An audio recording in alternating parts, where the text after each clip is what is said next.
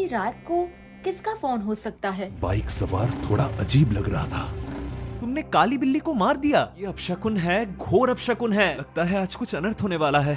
बाबा ने भी कहा था कि आज सड़कों पे शैतान नाचेंगे। आप हो राम नारायण भाई। एक औरत के चीखने की आवाज आती है। पता है कि ट्रेन में आग लगी है। ये सब क्या हो रहा है? मुझे कुछ समझ नहीं आ रहा।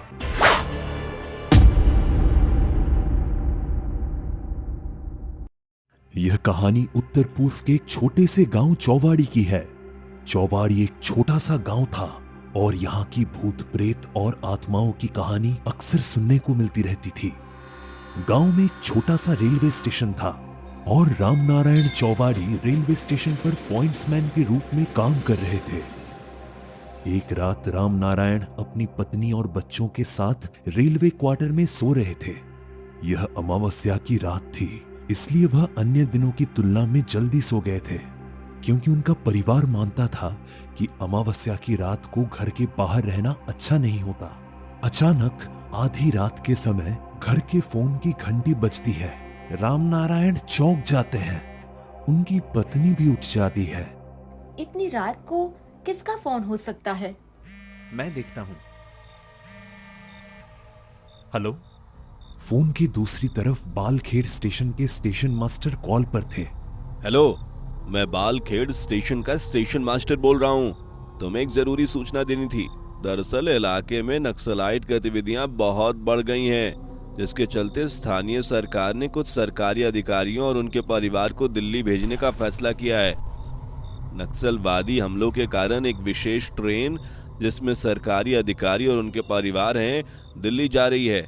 सुरक्षा एजेंसियों ने यह निर्णय लिया है कि इस ट्रेन को रात के समय गुजरने दिया जाए, ताकि कोई अप्रिय घटना ना हो।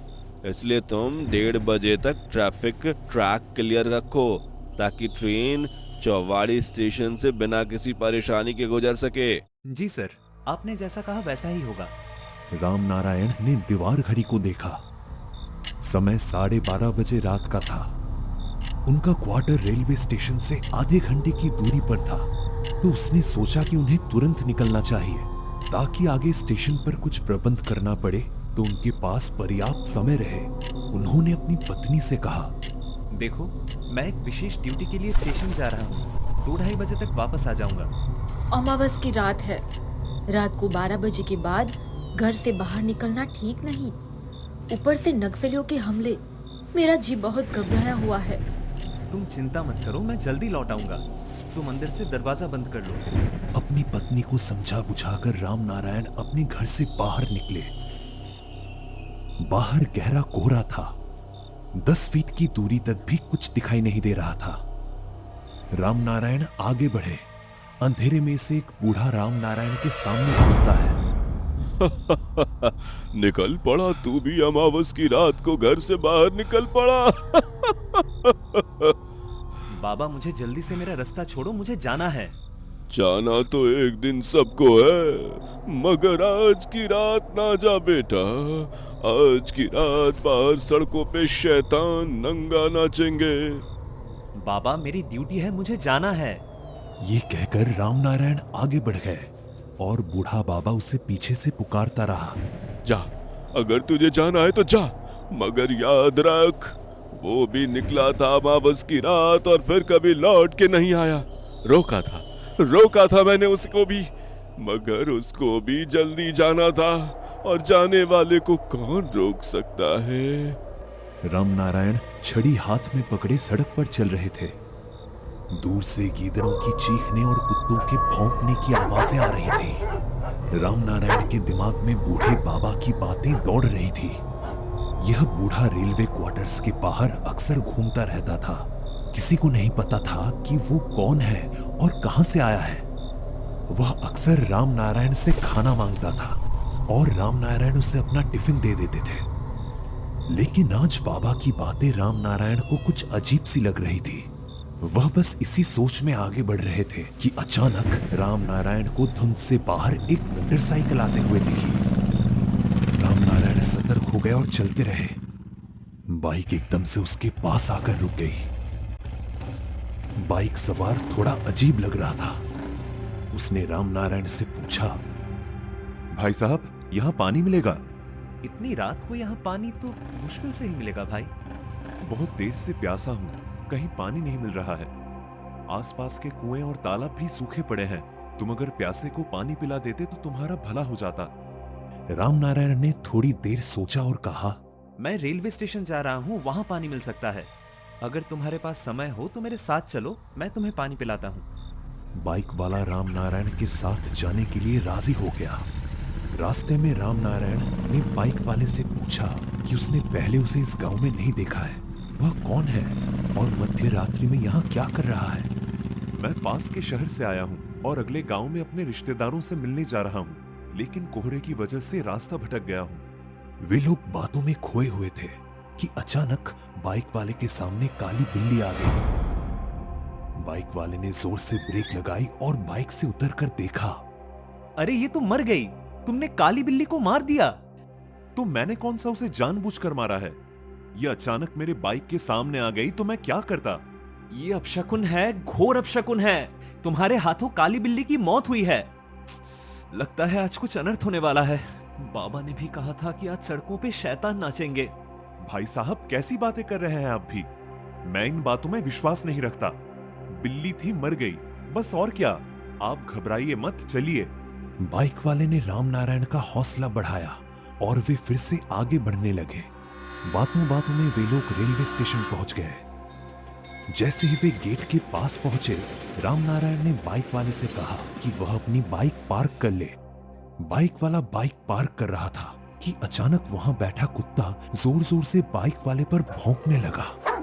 रामनारायण ने बाइक वाले को सिर से पैर तक संदिग्ध नजरों से देखा और कहा, ये मोती है, हमारे रेलवे स्टेशन पर रहता है, लेकिन आज तुम्हारे आने से ये खुश नहीं दिख रहा है। मैं समझ नहीं पा रहा। चिंता मत करो सर, कुत्ते हमेशा मुझे देखकर ऐसे ही भौंकते हैं। मुझे क्या पता, उसको मेरे चेहरे में कुछ अजीब दिखता हो शायद। उसी समय चौकीदार नाहर सिंह रेलवे प्लेटफॉर्म से बाहर आया। ओ, आप हो रामनारायण भाई? हाँ, मुझे लगा मोती इतनी जोर से भौंक रहा है, कहीं कोई चोर तो नहीं आ गया। नाहर सिंह, मैं ही हूँ, कोई चोर नहीं है। एक स्पेशल ट्रेन की पासिंग करानी है, इसलिए आया हूँ। फिर नाहर सिंह ने बाइक वाले को देखते हुए पूछा, ये भाई साहब कौन है? वह रास्ते में भटक गए हैं, पास वाले गांव जा रहे हैं। इनको पानी पीना है, जाओ अंदर से पानी ले आओ।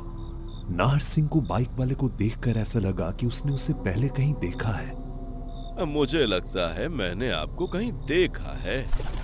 बाइक वाला थोड़ा असहज महसूस करता है और जवाब देता है, नहीं भाई साहब, मैं यहाँ पहली बार आया हूँ, इससे पहले मैं यहाँ कभी नहीं आया। ये मोटरसाइकिल किसकी है? मेरी है, पर आप ये क्यों पूछ रहे हैं? अभी 2 मिनट पहले पास के गांव से एक मोटरसाइकिल चोरी हुई थी, अब तक नहीं मिली। क्या ये तुम्हारी बाइक है? हाँ सर, अगर आप कहें तो मैं आपको कागजात दिखा सकता हूँ। चौकीदार फिर कहता है, लेकिन मोती तुम्हारे ऊपर क्यों भौंक रहा है? मैं कैसे जान सकता हूँ? कुत्ता आपका है, आपको पता होना चाहिए कि वो ऐसा क्यों कर रहा है।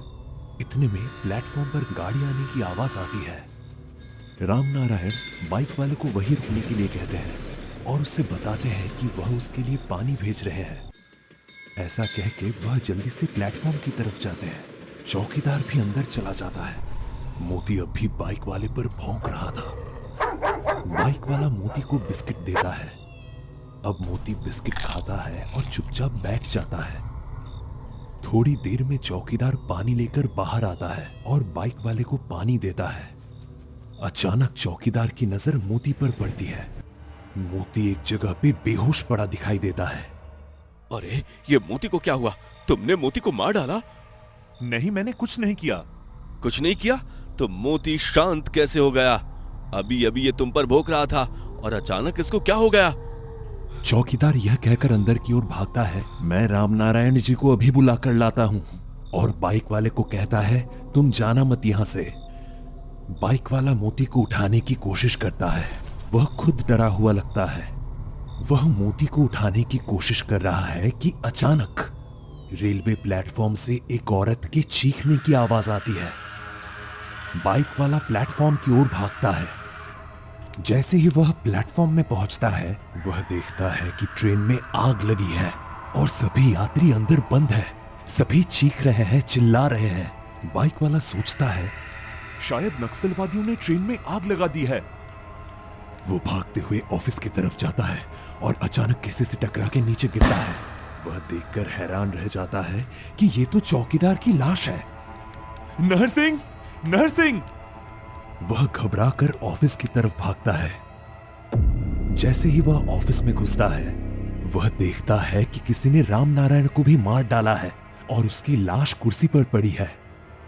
ये सब क्या हो रहा है? मुझे कुछ समझ नहीं आ रहा। ऐसा करता हूँ, बाहर जाकर पुलिस को बुलाकर लाता हूँ। और जैसे ही वह गेट से बाहर पहुंचता है, अचानक एक आदमी उसे पकड़ता है जो चौकीदार की ड्रेस में है। अरे भाई, कहाँ भागे जा रहे हो? कौन हो तुम? भाई साहब, अंदर नक्सलियों ने ट्रेन में आग लगा दी है और पॉइंट्समैन और चौकीदार को मार डाला है। बाइक वाले की बात सुनकर चौकीदार हैरानी से कहता है, चौकीदार को मार डाला? तो फिर मैं कौन हूँ? अरे भाई साहब, मैं आपकी नहीं, दूसरे चौकीदार की बात कर रहा हूँ जो राम नारायण जी के साथ अंदर गए थे। चौकीदार हैरान होकर बाइक वाले से कहता है, आप राम नारायण जी से और चौकीदार नाहर सिंह से मिले थे?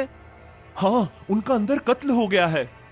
देखो भाई साहब, यहाँ का चौकीदार पिछले 15 सालों से सिर्फ मैं ही हूँ और यहाँ किसी का कत्ल नहीं हुआ और ना ही ट्रेन में आग लगी है। बाइक वाला सुनकर हैरान होता है और वह देखता है कि मोती वही खड़ा है और उस पर फिर से भौंक रहा है। ये मोती तो मर गया था ना, ये कैसे जिंदा हो गया? भाई साहब, यहाँ कोई नहीं मरा, ना कोई कत्ल हुआ। आइए, मैं आपको दिखाता हूँ, आइए।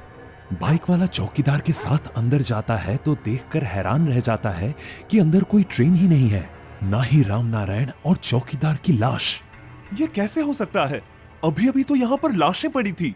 चौकीदार बताता है कि आज से 15 साल पहले यहाँ रात के समय एक स्पेशल ट्रेन को नक्सलियों ने आग लगा दी थी और पॉइंट्समैन राम नारायण और चौकीदार नाहर सिंह को जान से मार डाला था। वह अमावस्या की रात थी। ठीक उसके बाद ही यह रेलवे स्टेशन हमारे लिए बंद कर दिया गया था। यहाँ कोई ट्रेन नहीं आती, पर ऐसा सुनने में आता है कि अमावस्या की रात राम नारायण ठीक उसी तरह अपने घर से आधी रात निकल के आता है जैसे कि उस रात उसे बुलाया गया था।